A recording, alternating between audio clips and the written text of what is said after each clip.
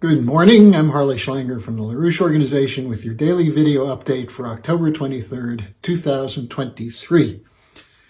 I'm going to take up the situation in the Middle East and also Ukraine from a specific standpoint, which is the decision of the people running U.S. policy, the neocons, the war hawks, the corporate cartels, that they will continue these wars because they see that as the only way to sustain the power of the unipolar order.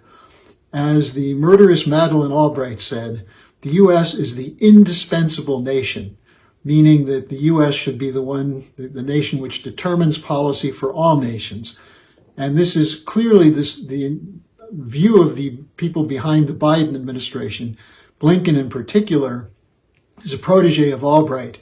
But this is a long-standing tradition inside the permanent bureaucracy in the State Department, sections of the intelligence community, sections of the military, that the U.S. must weaken and defeat, hopefully without having to go to military, the Russians and the Chinese and force them to subordinate themselves to the globalist unipolar order. Now, there are reports on CNN and the Wall Street Journal that there have been requests from Biden that Israel postpone the ground invasion into Gaza in order to allow the freeing of the hostages, that there could be a short-term ceasefire providing some water and fuel to Gaza in return for hostage release. There were 2 hostages released at the end of last week, largely due to mediation by Qatar. But the Netanyahu refused to accept it. And the White House is continuing to say, well, Biden personally said that we will continue to stand by Israel. And when the report from CNN came out that the U.S. is seeking to postpone the ground invasion, the White House walked back on that and said, quote, Biden has no input into Israel's plans. So how is this the indispensable nation? Why can't the U.S. say, stop the fighting, stop the killing? Now, an insight into that comes from Biden's speech Thursday night. I just want to read you these quotes. You may be familiar with them, but they indicate that the extent to which the U.S. policy is shaped by this line that of the Summit of Democracies, that it's the democracies against dictators, terrorists, totalitarians, and the democracies must fight for the free world. Here's what Biden said. He said, Hamas and Putin represent different threats, but they share this in common. They both want to completely annihilate a neighboring democracy. American leadership is what holds the world together. American values are what makes us a partner that other nations want to work with. To put all that at risk if we walk away from Ukraine, if we turn our backs on Israel, it's just not worth it. And then the next paragraph is extraordinary in its irony and hypocrisy. Biden said, history has taught us that when terrorists don't pay a price for their terror, when dictators don't pay a price for their aggression, they cause more chaos and death and more destruction. And the cost and threats to America and the world keep rising. Well, he's talking about accountability, right? Who holds the United States accountable? Who holds NATO accountable? The destruction of Libya, the destruction of Afghanistan, the destruction of Iraq, all on the basis of phony narratives.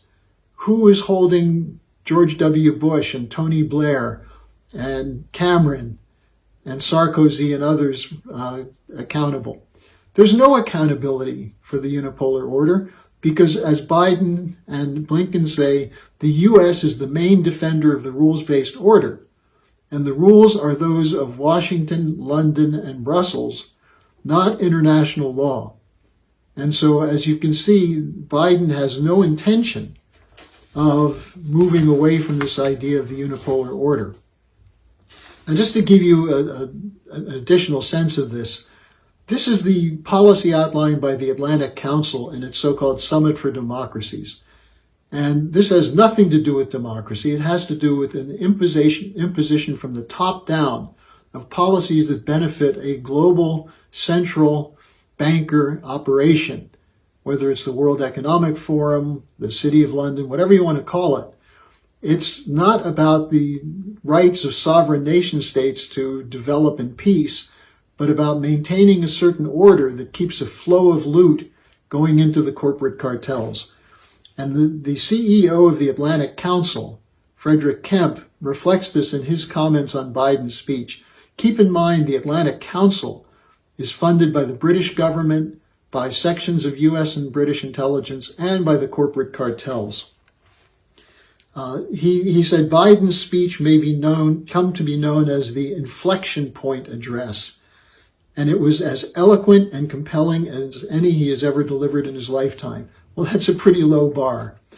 He goes on to say that it has the potential to be the most significant of his presidency, that he looked sharp and spoke with the vigor of a man who understands the historic moment and his role in it. He connected the dots between Russia's criminal war in Ukraine and Hamas's terrorist attack on Israel, assisted by Iran. This is the line that's coming out now, that Iran is part of the new axis of evil, Russia, China, Iran, North Korea, and so on, and that the U.S. must stand firm against it. Deputy Defense Secretary Austin has now put the aircraft carrier strike group, the USS Dwight Eisenhower, under the U.S. Central Command. You have 2 aircraft carrier strike groups, plus Austin announced additional manpower being made available for rapid deployment. And then he went on to warn of a crisis moving towards significant escalation.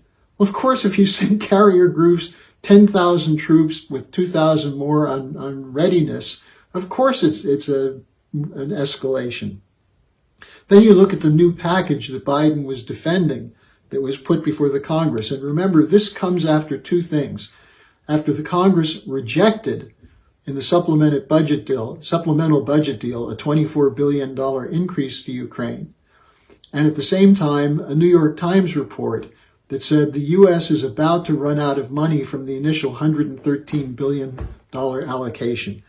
So the new package includes $61.4 billion more for Ukraine, of which $12 billion is going to pay the expenses of the Ukrainian government and its employees. Did you know you, the American taxpayer, are paying for the Ukrainian government? And then $10.6 billion for Israel on top of the $3.8 billion that's part of a 10-year guarantee.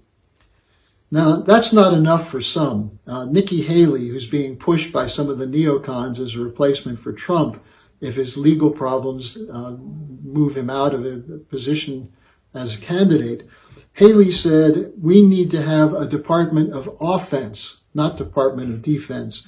She called for a significant increase in the defense budget. Now, not surprisingly, she and her husband have made $12 million since the end of 2021, after she left employment with the Trump administration. $12 million. She has a $300,000 a year consulting position on the board of Boeing. They work closely with something called the United Against a Nuclear Iran, which paid her $127,000 as a consultant. And of course, she has the same line as the neocons in Washington: no negotiations on Ukraine or Israel. So the U.S. War Party remains completely committed to those wars. Now, one interesting development is an interview in the Berliner Zeitung on October 20th with former German Chancellor Gerhard Schroeder. Schroeder reported that he was involved in the March 2022 negotiations between Ukraine and Russia, in which the Ukrainians agreed to a new security agreement, which included no Ukraine in NATO, an end to the confrontation in the Donbass, some other areas still to be worked out, but along the lines of fulfilling the Minsk Accord. He reported that the Ukrainian delegation was open to make those concessions for peace, but they said they had to get support from the U.S., and the U.S. denied them the right to have negotiations. Now, we already knew this. We knew that Zelensky was inclined toward accepting a deal and then was told not to. Boris Johnson was sent by NATO explicitly to tell Ukraine no deal. Now, Schroeder finished his interview saying that Scholz and Macron, the German Chancellor and the French President, could talk to Putin. and he said they should participate in working out a negotiated ceasefire for Ukraine. The question is, why won't they do it? Is it they're really afraid that Russia's going to conquer Europe? Or are they more afraid that the globalist neocons will undercut their governments and launch operations against them?